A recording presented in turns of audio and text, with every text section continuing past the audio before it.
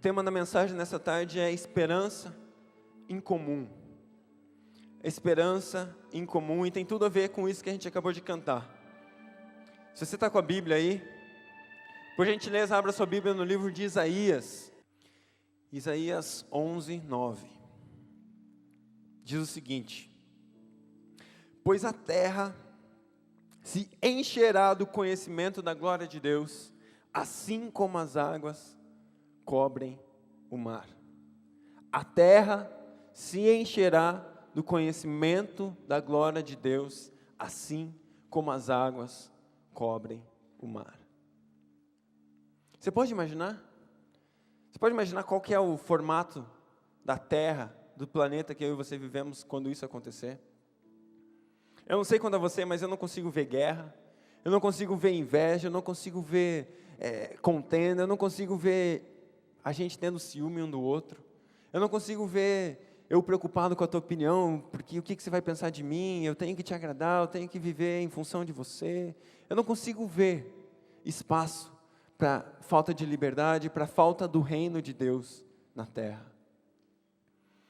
A glória do Senhor, a terra se encherá do conhecimento da glória do Senhor, assim como as águas cobrem o mar. Mas a minha pergunta é, o que eu e você temos visto? Quais são as notícias que rolam no jornal? O que você lê no jornal quando você pega o jornal? O que passa no jornal quando você vê na televisão? A gente tem visto morte, destruição, guerra, dor, infelicidade, falência. Na verdade, ainda a gente não tem visto o reino se estabelecer. E eu quero falar para vocês que a esperança está no sangue. No sangue de Jesus. Um dia um homem veio aqui na terra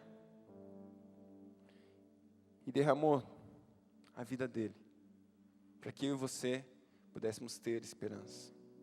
A Bíblia fala que quando Jesus fez isso, ele morreu, ressuscitou, derramou cada gota do sangue dele, preciosíssimo, altíssimo valor.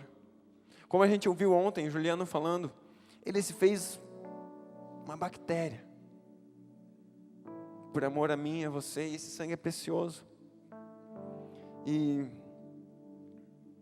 quando ele morreu, ressuscitou, ele falou algo para os discípulos que é fantástico. Ele falou que ele deixaria conosco um outro Consolador, que é o Espírito Santo, e ele fez desse Consolador, o Espírito Santo, o penhor da minha e da tua salvação. E ele falou assim, aguentem, eu vou voltar.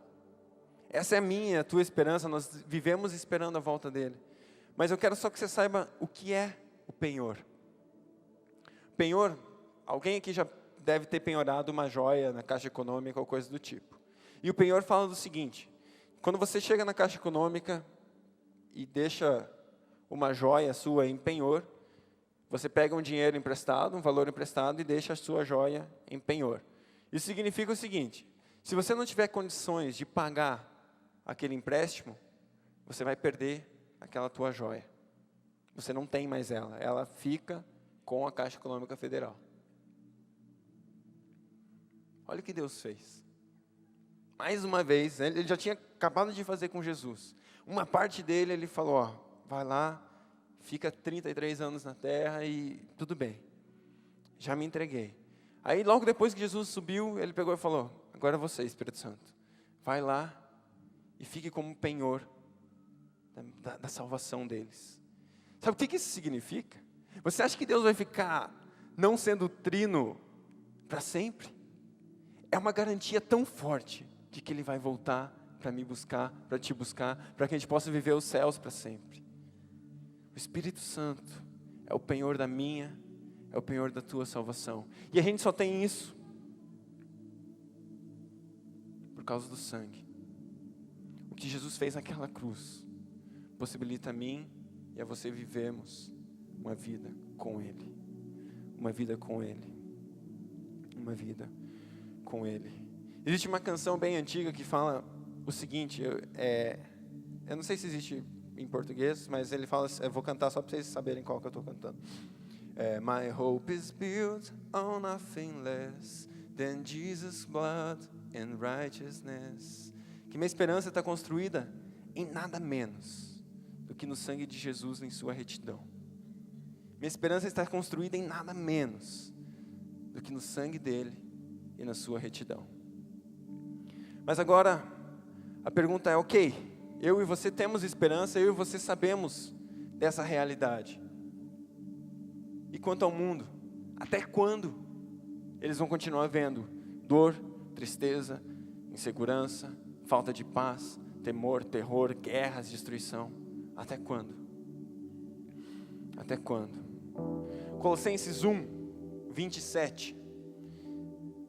Colossenses 1, 27, se você puder abrir lá. A ele quis Deus dar o conhecer entre os gentios, a gloriosa riqueza deste mistério, que é Cristo em vocês, a esperança de glória. É Cristo em vocês, a esperança de glória. O primeiro texto que eu li falava o seguinte, que a terra vai se encher do conhecimento da glória de Deus. E como isso vai acontecer? Cristo em você é a esperança de glória. É Cristo em você a esperança de glória. É Cristo em você a esperança de glória. É Cristo em você. Assim que eu descobri essa realidade na minha vida, eu contar um pouquinho do meu testemunho. Eu me converti aproximadamente, aliás, eu tinha 13 anos na época. Meus pais já haviam se convertido e eu me lembro que eu tinha anualmente, durante o inverno, crises de sinusite. E elas eram bem intensas. E meu pai e minha mãe já estavam caminhando na igreja, meu irmão também, minha irmã. E aí então, eu tive uma dessas crises de sinusite uma noite. E meus pais aproveitaram, me levaram um pastor lá em casa, o pastor Pavilek, homem de Deus. Levaram ele lá em casa para ele orar por mim, porque eu estava enfermo. E ele foi lá, orou por mim, mas ele não perdeu a oportunidade. Na hora que ele estava indo embora, ele falou, olha, entregue sua vida para Jesus e tal. Eu falei, beleza, vamos lá. Aí eu fiz aquela oração, aceitei a Jesus, reconheci Ele na minha vida e passei a frequentar a igreja. Mas por aproximadamente 1 ano e meio, a principal motivação de eu ir à igreja era que no final tinha ping-pong. Eu curtia jogar um ping-pong e era bonzinho até que tinha as manhas. E eu ficava lá na igreja, mal, tipo, vai, acaba logo esse negócio que eu quero jogar meu ping-pong e tal. E eu ficava lá esperando o ping-pong. E era assim que eu estava vivendo. Ia na igreja por causa disso. Mas teve uma noite.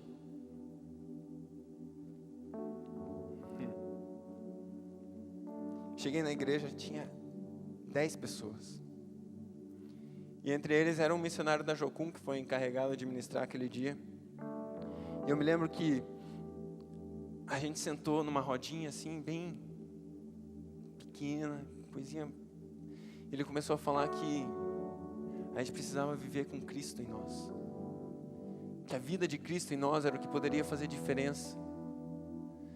E que Deus me amava e que Ele era verdadeiro, que Ele queria mais do que eu ir lá jogar ping-pong. E eu comecei a entender aquilo. Eu me lembro que naquela noite eu botei as 2 mãos atrás da cabeça, me deitei no carpê da igreja. E Ele começou a ser tudo em mim. Ele começou a entrar, Ele começou a me tocar. Eu me lembro que o rapaz que ministrou o louvor começou a cantar: o Senhor é meu pastor e nada me faltará.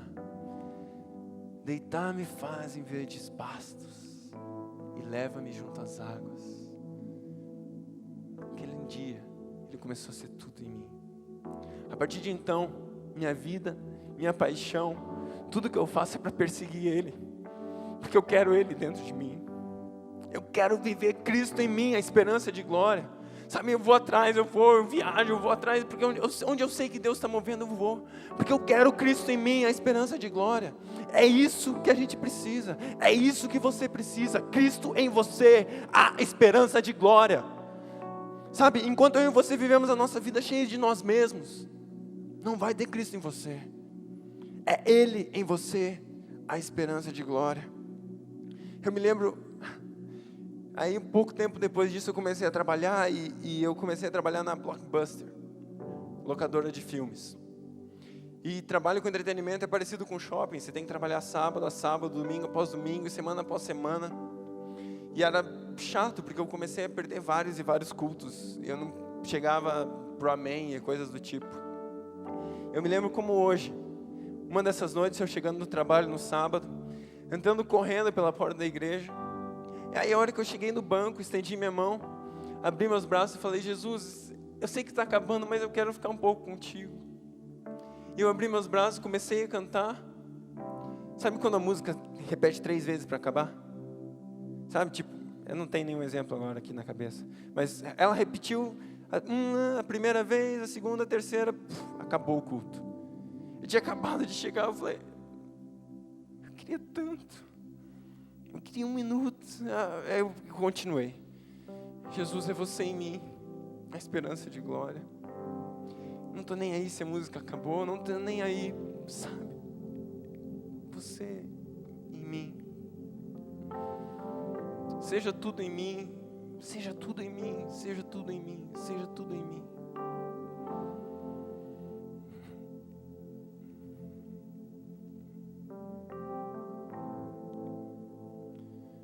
Seja tudo em mim. A gente passava férias, a gente marcava jejuns de 3 dias, 4 dias, era um jejum miguelinho, porque a gente se enchia de Nescau, e Nescau batido ainda, era quase uma vitamina aquilo, mas a gente fazia 3 dias de jejum seguido no Nescau, e ficava orando e buscava Deus, sabe? Cristo em mim, eu descobri isso, é Cristo em mim a esperança de glória,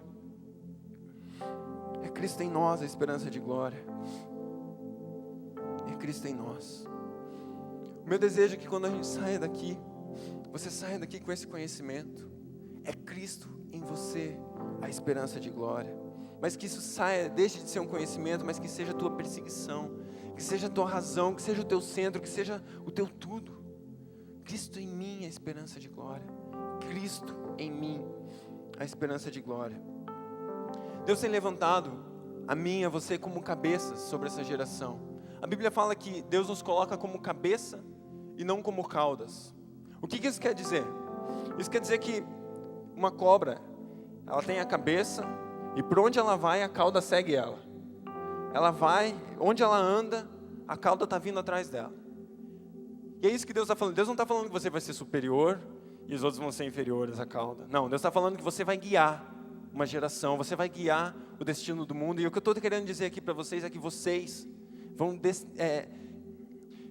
como eu falei, Cristo em nós, a esperança de glória, a glória do Senhor, o conhecimento da glória do Senhor encherá toda a terra. Então eu e você somos os responsáveis por isso. Eu e você somos aqueles que vão guiar o mundo e vão dizer qual vai ser a face, qual vai ser a forma, qual vai ser a cara do mundo daqui a poucos anos. Qual vai ser a cara do mundo daqui a poucos anos é você que diz, porque Cristo te colocou como cabeça e não por cauda. Você guia, você é o que lidera, você é o que leva, você é o que influencia, você é o que mostra a esperança da glória. Cristo te colocou como cabeça e não como cauda. Mas a pergunta então é o que falta? Ontem a gente estava conversando um pouco sobre isso. E o que falta para que a gente possa ver a glória de Deus manifesta sobre a terra, assim como as águas cobrem o mar? O que é que está faltando? O que falta em mim? O que falta em você? O que falta na nossa geração para que a glória do Senhor encha a terra, assim como as águas cobrem o mar? Abra comigo a tua Bíblia, no livro de Mateus, capítulo 22, versículo 14. Muitos são os chamados, mas poucos os escolhidos. Esse texto é doído. Esse texto está no contexto do seguinte: um rei mandou seus servos para convidar pessoas ao banquete do casamento do seu filho. Então muitas pessoas foram convidadas e muitos deles vieram com desculpas. Sabe, Deus, olha, eu preciso, sabe, rei, eu preciso arar meu gado, eu preciso preparar isso, eu preciso fazer aquilo, eu preciso me formar, eu preciso me casar, eu preciso construir minha casa no campo, minha casa na cidade, minha casa na praia, minha casa na montanha, eu preciso, além disso, comprar uma lancha, daí depois estou dentro do teu convite. A diferença, eu tenho certeza que todo mundo aqui tem um chamado. Eu tenho plena convicção disso. E a diferença de se você é chamado ou escolhido está no teu sim. A diferença está em quanto você diz sim. Qual o valor do teu sim? Sabe? Qual é a tua resposta? Quanto vale o teu sim? Eu me lembro, há muito tempo atrás, tinha um relógio que era top, que era o Citizen Aquadive, algo assim. Era o relógio mais desejado de todos e na minha época era assim e tal. Eu me lembro que teve um tempo lá que o meu irmão foi para São Paulo, Paraguai, alguma coisa assim. E ele voltou com o seu Citizen Aquadive. E cara, era demais o relógio. Só que ele pagou R$15. R$15 no reloginho e tal. Mas era o relógio, né? Só que o que acontece? 2 meses depois, o Citizen virou CT Zen, sabe? Começou a cair, começou a se desmontar, porque era falso. Era falso. Sabe por que às vezes eu e você temos uma vida mais ou menos com Deus? Porque o nosso sim é falso. Sabe, não tem valor. A Bíblia fala que eu e você devemos aprender a contar o custo. Quando eu e você vamos construir uma edificação, nós precisamos saber o quanto isso vai custar. E eu quero dizer para você que o preço da glória de Deus é tudo o que você tem. O teu sim significa tudo o que você tem. Se você quer ver a glória de Deus sobre a terra, isso requer tudo o que você tem. Deus não brinca. Deus sabe, Ele não quer relógio falsificado no pulso, não. Ele quer tudo o que você tem. Sabe por que você peca? Porque teu evangelho às vezes não vale nada. Sabe por que você não dá valor às coisas do reino? Porque é falsificado. O teu sim é mentiroso.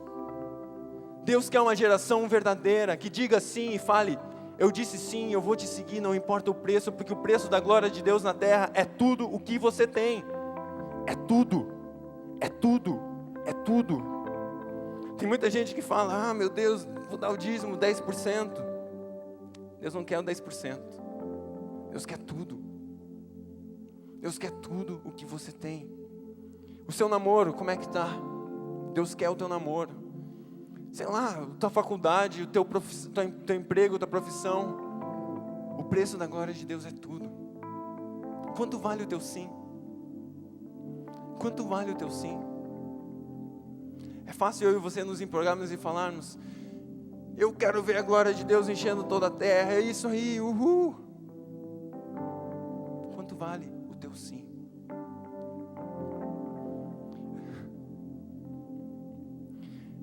Vem comigo.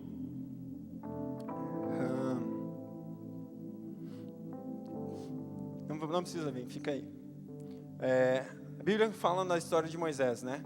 Ontem, sexta-feira, aliás, quinta-feira, o Piragini comentou um pouco sobre Moisés. Ele falou que quando Deus chamou Moisés, Deus perguntou para Moisés: Moisés, o que você tem na tua mão? Moisés tinha uma vara.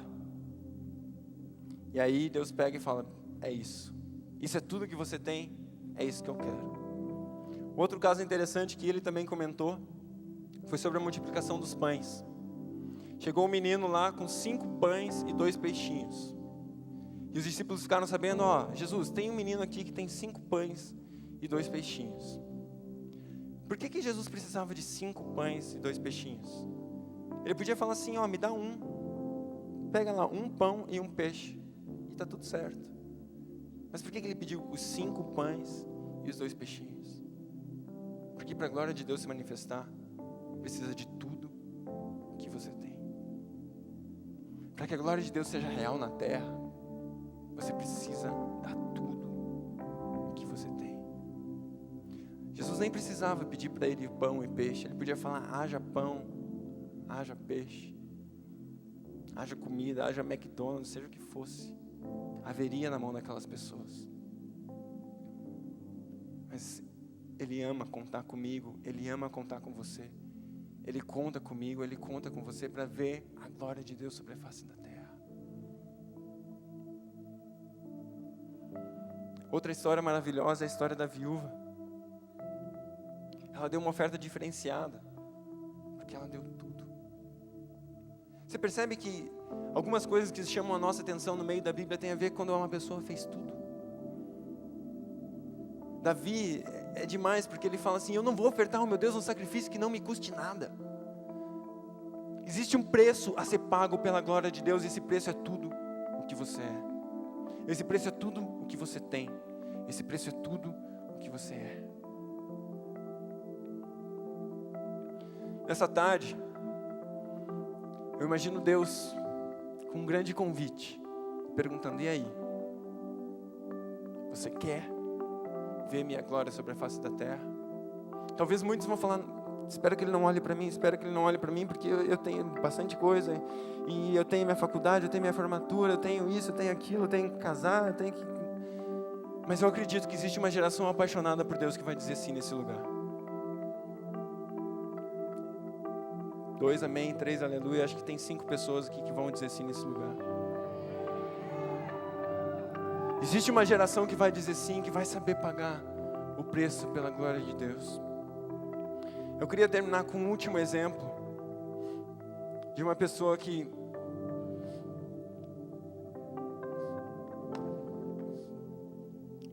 entregou tudo.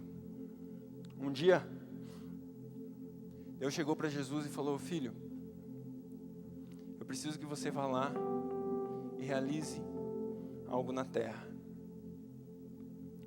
E muitos de nós, se fôssemos fazer uma viagem de uma semana, a gente ia precisar de umas 10 malas desse tamanho aqui, no mínimo. Porque a gente ia colocar roupas, secador de cabelo para as meninas aí.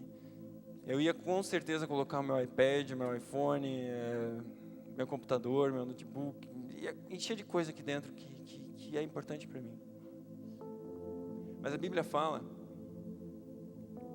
que quando Deus chamou Jesus para fazer isso, Ele chegou na prateleira dele, do armário.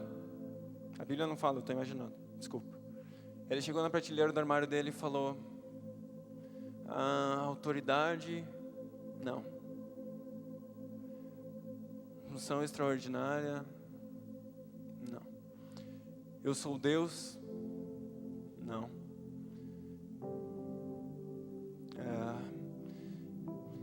Os anjos me adorando, não. Ele deixou tudo. Jesus veio. Ele se despojou de tudo o que ele era, de tudo o que ele tinha, de toda a autoridade dele para vir e se tornar igual a mim, a você. Ele é o primeiro exemplo de que a glória de Deus requer tudo. A glória de Deus requer tudo de você. A glória de Deus requer tudo de mim. Para que Cristo em nós seja esperança de glória, Ele precisa ser em nós. Não nós, mas Ele. Precisamos morrer para nós mesmos, precisamos entregar tudo que somos, para que a esperança que vive em nós atinja o mundo. Atinja o mundo. Existe um texto extremamente famoso na Bíblia. Você já deve ter ouvido, lido, pelo menos umas 50 vezes na vida. Que está lá em 1 Coríntios, capítulo 11, versículo 23. 1 Coríntios 11, 23. Se puder colocar no telão, por gentileza. Diz o seguinte: porque eu recebi do Senhor, que eu também vos entreguei. Que o Senhor Jesus, na noite em que foi traído, tomou o pão. Próximo. E havendo dado graças,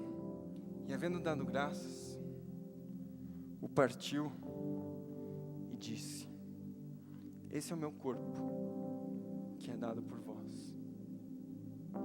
Fazei isso em memória de mim.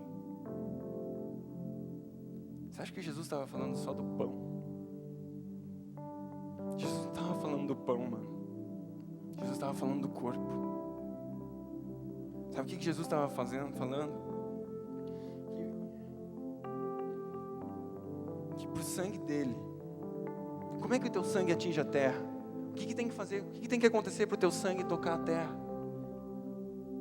Você precisa partir teu corpo. E hoje eu e você somos o corpo de Cristo. E o que Jesus estava dizendo é o seguinte: sabe, para que meu sangue, você igreja, para que o meu sangue toque a terra, parta o teu corpo para minha memória. Pegue o seu corpo, sabe, se entregue, tudo que você tem, tudo que você é, rasgue teu corpo, faça tudo para que o reino de Deus venha sobre a terra. Esse é o meu corpo que é dado por vós, façam isso para minha memória, façam isso para que o meu nome seja conhecido sobre a face da terra. Entreguem-se, se rendam, tudo que vocês têm é para a glória de Deus, a vida que há em vocês é para a glória de Deus. Ele levantou a nossa geração para a glória dele. Façam isso em minha memória, façam isso para a glória do meu nome, façam isso em memória de mim. Esmague teu corpo, esmague tua carne, morra para si mesmo, mas que a minha glória se manifeste em você, para que meu sangue toque a terra.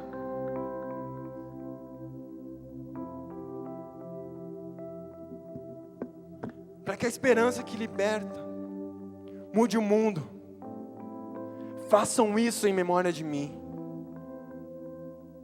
Façam isso em memória de mim. Pessoal do louvor, sabe, eu não sei, se você quiser, eu quero te dar uma oportunidade nessa tarde. Faça algo em memória dele. Tudo que você tem, entregue, se renda. Se você quiser vir aqui para frente, se ajoelhar, orar, sei lá.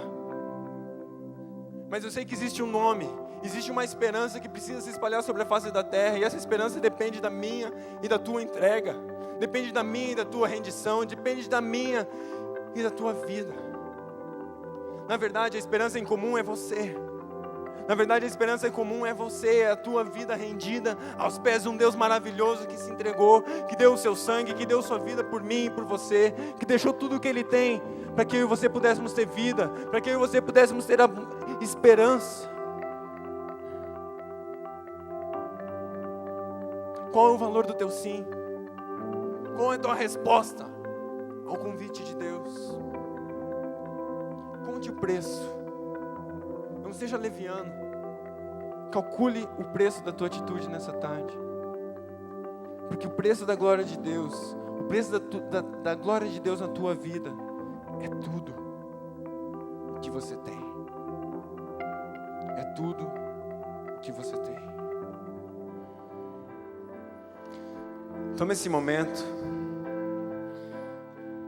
e coloque diante de Deus coisas que você sabe que você precisa entregar. Coisas que você sabe que impedem o manifestar a glória de Deus na sua vida e através dela. Fale algo com Deus, converse com Ele. Talvez Ele peça algumas coisas para você nessa hora. Sabe, quem sabe Deus peça o teu relacionamento, o teu namoro, o teu trabalho, a tua profissão, eu não sei. Mas Deus acredita no teu sim. Deus leva em consideração o teu sim. E a maior questão é o quanto vale o teu sim. Se Deus me pedisse meu trabalho hoje, massa, beleza. Se Deus te pedisse algumas coisas hoje,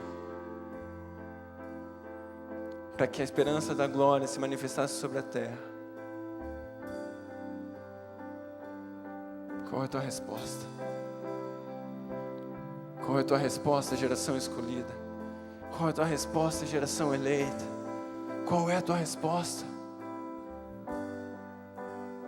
Seja tudo em mim, seja tudo em mim, seja tudo em mim, seja